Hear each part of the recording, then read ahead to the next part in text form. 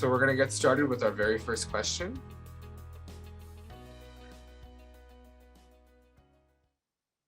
Why does stress make your heart race? So there are 4 options here. Select the one that you think is correct. It makes your heart's electric system go temporarily haywire. It doesn't make your heart race. It makes your heart pump blood faster to your muscles. It makes your heart constrict blood flow to your muscles. So which one of these do you think is the answer? All right, so the correct answer is it makes your heart pump faster to get blood to your muscles. So if you look at stress in a very evolutionary, pre-human type of way, the main thing is that there's something going on and your body needs to make sure that your entire body is ready to go. So your heart is pumping that blood to get everywhere in your body to make your muscles, to give oxygen to your muscles. So that's basically the idea behind why stress makes your heart race. All right, very cool. Next question, true or false? Your heart gets used to everyday frustrations. So everyday little small stressors, your heart just gets used to putting them up. So it's used to doing it. So this is actually false. So your heart doesn't get used to these kinds of everyday frustrations. That's why stress management techniques are very important.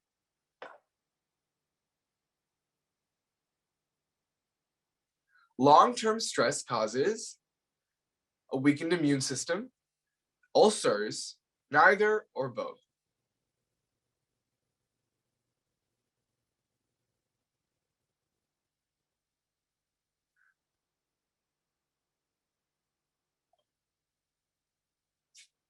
Okay, let's see next. Yes, okay. So a weakened immune system is definitely one cause of stress. In fact, the stress hormone cortisol itself has been shown to dampen your immune system. So sometimes when you're in very high stress environments, you can sometimes feel like you're sick.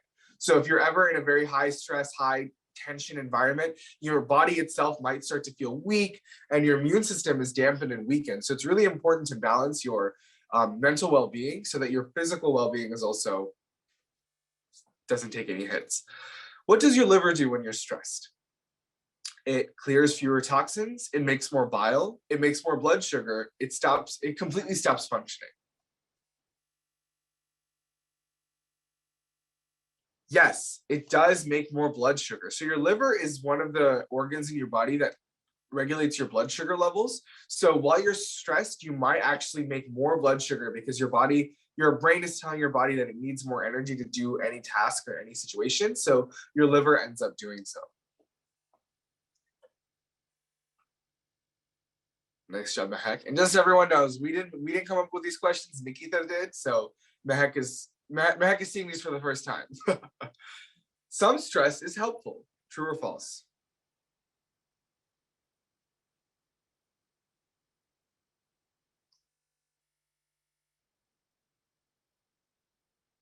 Yeah, for sure. So sometimes stress does help meet your daily challenges and motivates you to reach your goals. But, it's about having that balance between your stresses in your life and controlling them. Because, sometimes it is good. It is good to be motivated and to have that energy to do things. How do humans typically respond to stress?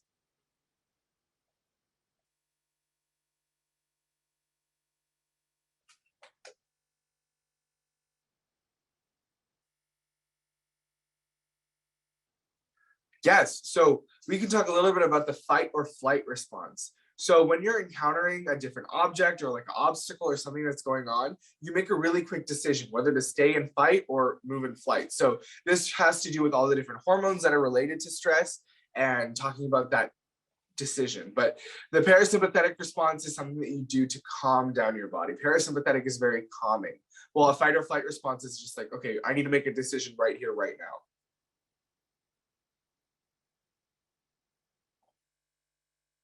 Nice job, Mehek, with an answer streak of 3. Cortisol, which is something that I mentioned earlier, is often called, I might have given away this answer earlier. So if you remember what I was saying earlier, you can remind yourself to get this point. So that's correct. Cortisol is often called the stress hormone.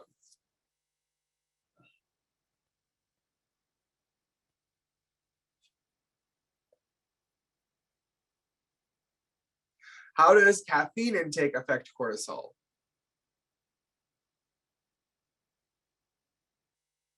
So it doesn't affect cortisol, it dampens cortisol's effect, it elevates cortisol's effect, or it gets rid of all the body's cortisol.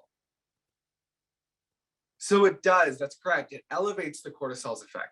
Caffeine and stress can both elevate your cortisol levels. So high amounts of caffeine can lead to negative health effects associated with prolonged elevated levels of cortisol. So that's like chronic stress. So too much caffeine can also impact your body's stress levels.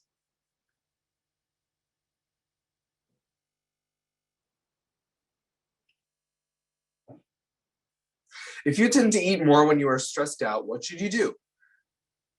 Let yourself indulge until the stress passes. Try intermittent fasting. Keep healthy snacks nearby, or restrict yourself to 3 full meals per day.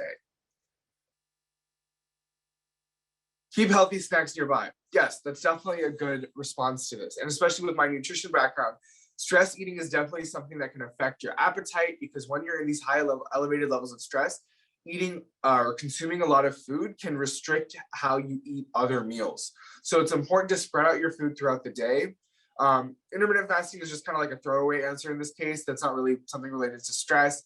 And of course, letting yourself indulging until the stress passes can affect your appetite for other meals and everything. So keeping healthy snacks nearby is a really good option. A lot of things like, cut up carrots, vegetables, anything high protein, high fiber, those are all great healthy options that you can keep nearby, like fruits and vegetables too. If you do need to eat something while you're stressed out, those are some good options to have.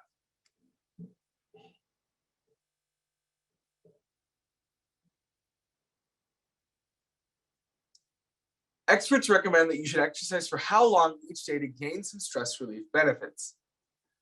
15 minutes, 45 minutes, 30 minutes, or 1 hour? Nice. So the answer is 30 minutes. So 30 minutes of high intensity exercise is really good for a lot of different reasons. But one other stress related reason is that it provides some stress relief benefits. So try to get out there for 30 minutes. A really easy way to get some more exercise into your day is to track your steps and to try to reach 10,000 steps every single day. That way you can get a lot of this exercise out just by walking, especially walking after you have a meal. That's another really great way to relieve stress and to also help your digestive system. Last 5 questions here. If overspending stresses you out, what is the best way to immediately address this problem? Get a second job, get an extra credit card, withdraw a set amount of cash once per week, or ask your friends to lend you money. Yes, withdraw a set amount of cash once per week. So this is kind of talking a little bit about the financial aspect of stressing. Sometimes, it's important to have financial literacy and to make sure that you're making proper financial choices. But one way to kind of try doing this out is to withdraw a set amount of cash once per week. We're not financial experts here, but this is just a little bit of, we just want to acknowledge that that is something that causes stress sometimes. How can applying pressure to the area at the base of your middle and pointing fingers reduce stress? It helps improve your lymph node function. It relaxes your joints. It gives you something to do other than worry, or it triggers a specific nerve. It triggers a specific nerve. So there's all sorts of different nerve endings all across our body. And different medicine practices, you're depending on the east or the west, have these kinds of techniques that trigger specific nerves to relieve stress. So try looking into some of those solutions to help your own stress management techniques.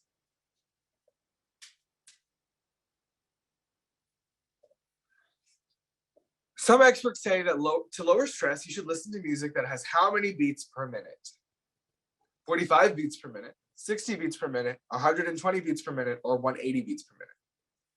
So 60 beats per minute. So for example, does anyone know or think about it, if you're running or if you're doing some high intensity exercise, you want something that's very high and upbeat. So 120, 180, those are the beats per minute that you want. So you can keep that high pace while you're either running or doing some cardio heavy exercise. But 60 beats per minute is a very steady rhythmic pace. It's not quite as slow as 45, but it's not nearly as fast as something you would do while you're running. So try listening to music.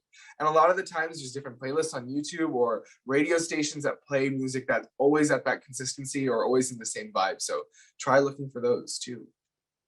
So I see no one gained any points for that last question. Last 2 questions. This is our second to last question. This is a multi-select question. A common side effect of stress is that you may struggle to fall asleep. Which of the following are habits that can help? Avoid caffeine close to bedtime. Avoid meditation at bedtime.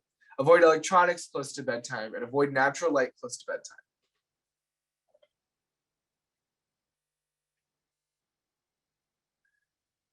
Nice. So the two correct answers were to avoid caffeine close to bedtime and to avoid electronics close to bedtime. So all of these things can affect your circadian rhythm, which is the natural sleep cycle that all people have. So avoiding meditation, or hold on.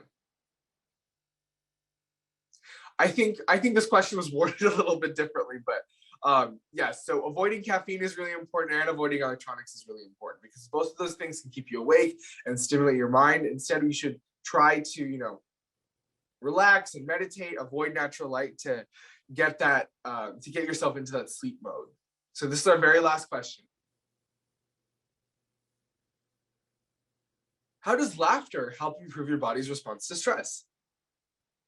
Does it increase oxygen intake? Does it lower endorphins? Does it counteract cortisol or all of the above?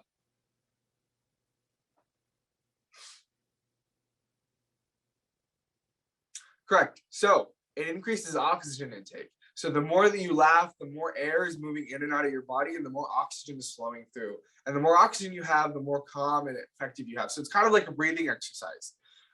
Things like laughing yoga, it's you don't think about it a lot, but sometimes even just laughing can be as beneficial as some breathing exercises. Alrighty, so that was our Kahoot for the day. So let's take a look at our podium. So whoever that was, they only answered 3 out of the 15 questions. Doraemon got 7 out of 15, and Mehek, I think, is in our first place spot with 10 out of 15 questions answered correctly. Congratulations to everyone who participated. And for those of you who just watched, thank you. I hope you got something out of hearing about all of these different stress management techniques.